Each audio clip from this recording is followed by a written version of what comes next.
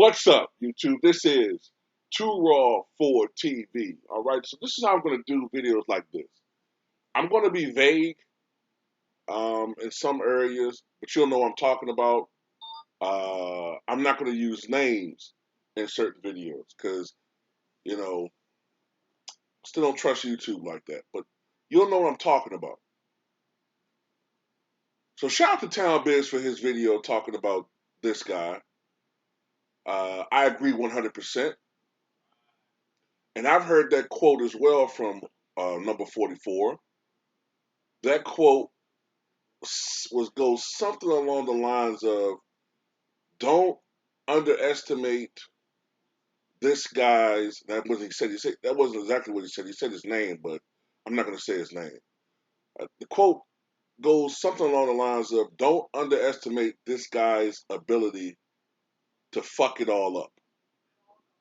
Okay, and apparently that's something that he said back in 2020 when the DNC did everything they could to allegedly rig the primaries in favor of their guy. Remember, Bernie Sanders was leading, and then suddenly, certain candidates that were draining votes from this guy stepped out, and then the one that was still draining votes from Sanders stayed in for whatever reason, even though they had no shot of winning. And it is what it is. But even with all of that, and even with number 45 doing what he was doing and what was going on and the economy and all of that, he said, don't trust these damn polls. The polls had this guy up 7, 8, 9, 10, 12, 14, 15 points. This guy could fuck it all up. And as we saw on election day, it was far closer than it should have been. And look what's going on now. His numbers are even lower than his predecessors. And you have some people who yearn for the predecessor because at least for most of his term, the economy was relatively good. And at least he was saying some things when it pertained to foreign policy that actually made some sense. Now, I don't agree with almost anything number 44 said out of his mouth, but some things that he said when it pertained to foreign policy, I agree with. Um, I'm telling you, man, right now, certain presidents in the past aren't looking so bad. Jimmy Carter is not looking too bad right now. Even old Nixon isn't looking too shabby. I mean, it's looking. This guy, my goodness. But it is what it is. It is what it is. A lot of us were warning people for years. Either sit this one out or go third party.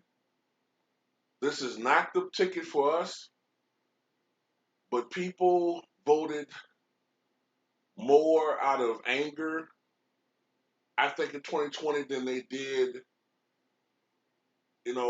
out of looking at the situation from a logical sense, a logical perspective.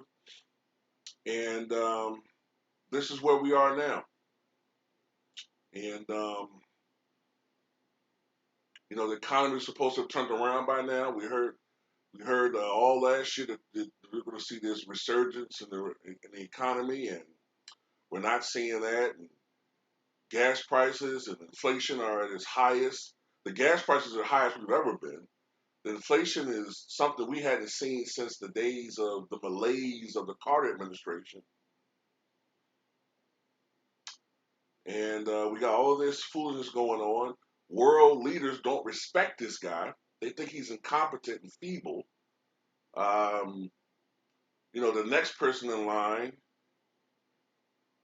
Lord have mercy. At this point,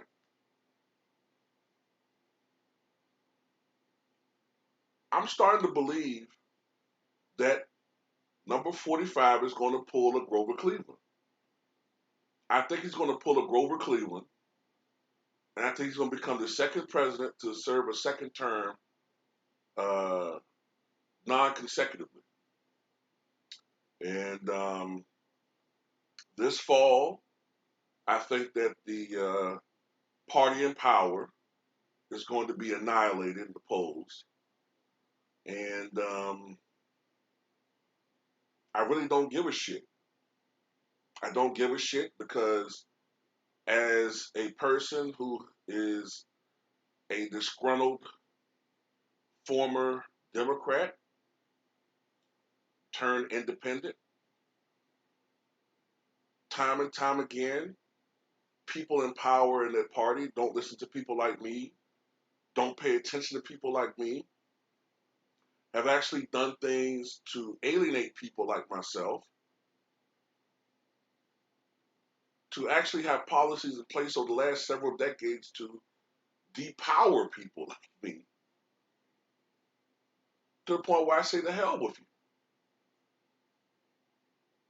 And as I predicted, I told many friends of mine back in 2015, 2016, I said in the next 10 years, we're going to start seeing a gradual decline in the amount of, of us registering for this party and either just turning independent or a few people out of anger voting for the opposition just out of spite because they're getting frustrated with the fact that so many other people within the club, I'll say, um, have incentive to vote for them.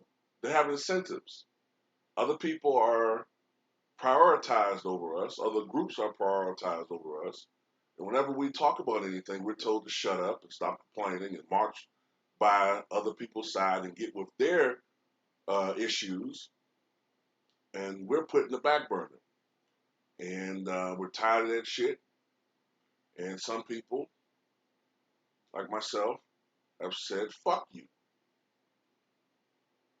But that's all I got to say in this video. Tell me what you guys think.